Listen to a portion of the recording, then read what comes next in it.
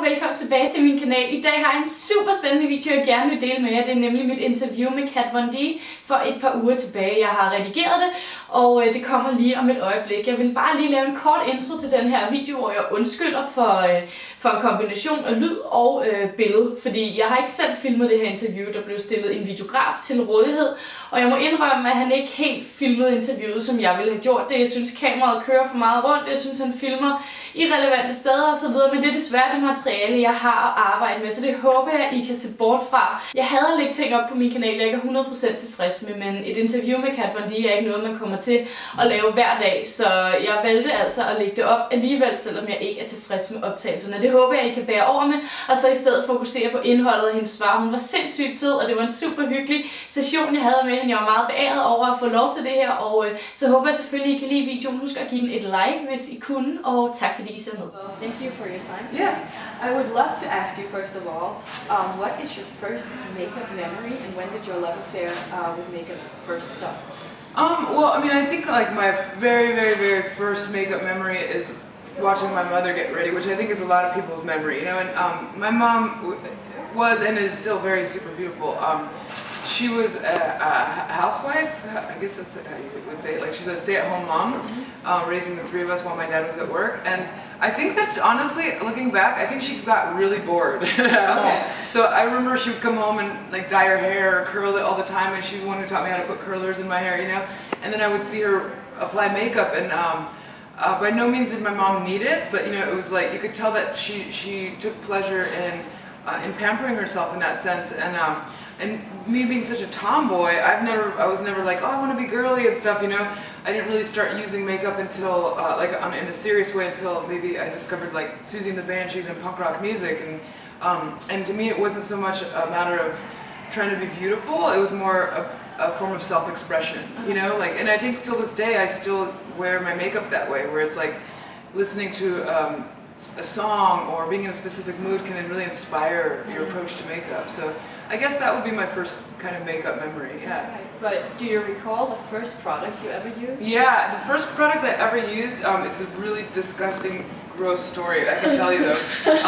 I was in, let me see, I remember at the time I was reading The Vampire Chronicles by Anne Rice, so I was probably in 6th grade, 7th grade, it makes me 12 maybe. And so we were at this park, and we were pretty poor growing up, so we didn't live in the nicest part of town, and so the ghetto park that we went to was just a bunch of like leftover pieces of wood. And I don't know, you guys probably don't have this here, but we have tons of gangs, and so like whenever you go to like a bad neighborhood, in the parks, in the bathrooms, they don't have mirrors, they have like pieces of metal that people will graffiti all the time. It's really gnarly. So I remember going to the bathroom and washing my hands, and I look down underneath this metal mirror thing, and I see an eyeliner, a liquid eyeliner. Oh. Because somebody forgot it. And I was like, it was brown liquid eyeliner, and I remember going, I want to try this out. So in this blurry mirror, I put it on. Who knows what was in that? Like, who knows what like drug addict left that? Yes. And so, but I remember at that age going, wow, my eyes look so beautiful, and I just put it in my pocket and took it home, and that was the first time I ever tried makeup, and I loved it. Yeah. Yeah. So whatever gangster girl forgot her brown liquid liner, thank you very much. Yeah, exactly. Why did you decide to start your own makeup brand? Well, I mean, I don't think I had the luxury of saying, oh, I want a makeup line, and then it magically appeared. I think I was lucky in the sense that, you know, I was on TV at the time, and perhaps my extreme approach to makeup caught the attention of everyone at Sephora, and so they were getting a lot of phone calls asking, like, what red lipstick was Kat wearing in the last episode? Because I would wear red lipstick every day. And so they finally were like, they called me and wanted to have a creative meeting, and so we sat down in a room, and I think the whole entire creative team was pleasantly surprised that I was a really huge fan of makeup. It wasn't just a thing I did. I actually knew brands. I understood like what I liked about formulas, even though I didn't know much about them. And so they asked me if I wanted to create my idea of the 4 best red shades. And so that's how it all started. And now we have the rainbow. Yeah, exactly. So cool. Yeah. From where do you get your inspiration for new products and colors in general? Well, I mean, we like every other brand get all the predictions that come out every year and the color of the year and all that bullshit, and then we usually just throw all those ideas out the window, and then and we just try to focus on creating products that we absolutely love and adore and want to wear. I think the market is really oversaturated with tons of brands, some good and some bad, but we don't feel the need to like clutter up the makeup world. We'd rather just make every single product worth it, every single product of high quality, and also of necessity. Like if we don't need it, let's not make it, you know? What kind of person do you see using and loving your line? Well, one quality of the makeup line that I absolutely am proud of is that if somebody were to look at me, they'd assume that you have to be like goth or listen to heavy metal to wear this makeup.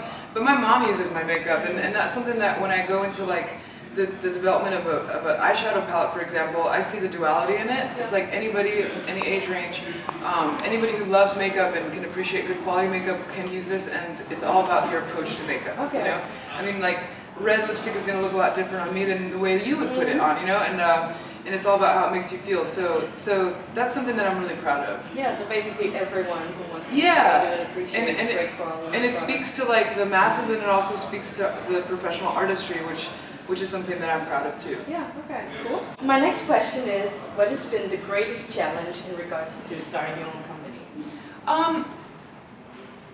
I don't think that there's challenges. I think that that creating a makeup line that you're 100% involved in truly just requires a lot of your time. And I think there's tons of celebrities that like can license out their names and produce tons of crappy products and not really care about it. Whereas for me, I don't have any interest in doing that, or else I would have signed a deal with companies I don't care about. But like the truth of the matter is that to me this is like I don't want to say it's an art project, but it is a piece of me, and every aspect of it I've been creatively involved in, everything from testing the formulas to naming the shades to designing the packaging and all of the graphic layouts and as well as artistic direction for themes and seasons. So to me it's something that these are like my babies, you know. So I don't really think there's a challenge in the sense, I mean, there's I hate having meetings, like, you know, or you know, I'm not very good at getting my picture taken, and you know, I have to sometimes do photo shoots, but that make me self-conscious. But other than that, I'd be a whiny brat if I were to have a complaint about the process. Ultimately, the fact that I get to sit here with you in this beautiful town, like, it's just like it's not even a dream come true. It's just a blessing, you know.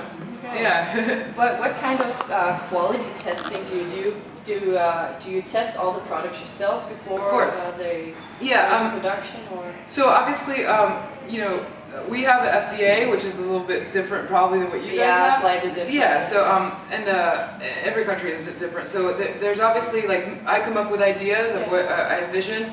And then my team, which is an amazing team, which I've known personally, I've worked with closely for the last 8 years, they will try their best to translate my ideas into a formula, an initial prototype, and then from there, and this is a prototype that passes all the FDA, and obviously too, like all my new formulations are vegan, so that is also very limiting as far as what kind of ingredients we use, and then from there, I'll test it for somewhere anywhere between 2 to 6 months sometimes. Oh wow. I mean, for example, like the Locket Foundation, I spent over 17 different revisions on it until it was perfect. So this one took a really long time to develop, but then once we hit like the perfect formula, I mean, it's one of our best sellers and I wear it every single day. So, you know, so it's worth it.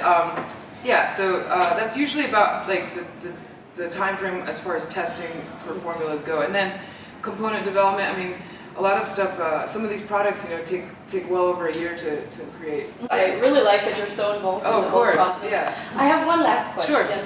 Do you have any advice for young entrepreneurs out there who wants to maybe start their own company?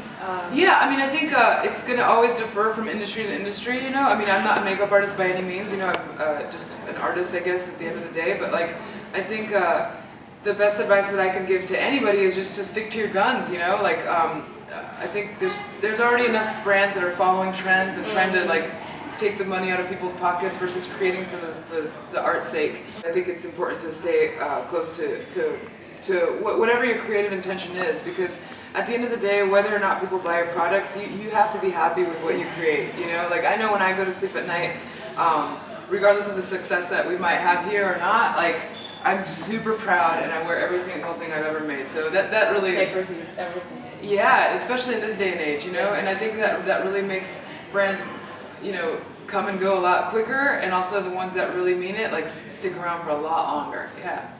Yeah. Thank you so much. By the way, you're so beautiful. It's insane. Oh my God. You're so crazy. Yeah. Thank you. I'm like, fuck this makeup. I love your makeup. I use the shade and light every day. Oh, It's right. become my favorite since I Yeah, me tried too. it. No, thank you. Thank you for your time. Yeah. So nice meeting you. Nice to meet you too.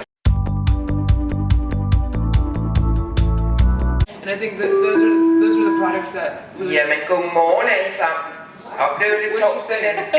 The Great Kat Fondi, som kommer og besøger Sephora og Illum og uddeler autografer mellem 14 og 18 nede i Sephora.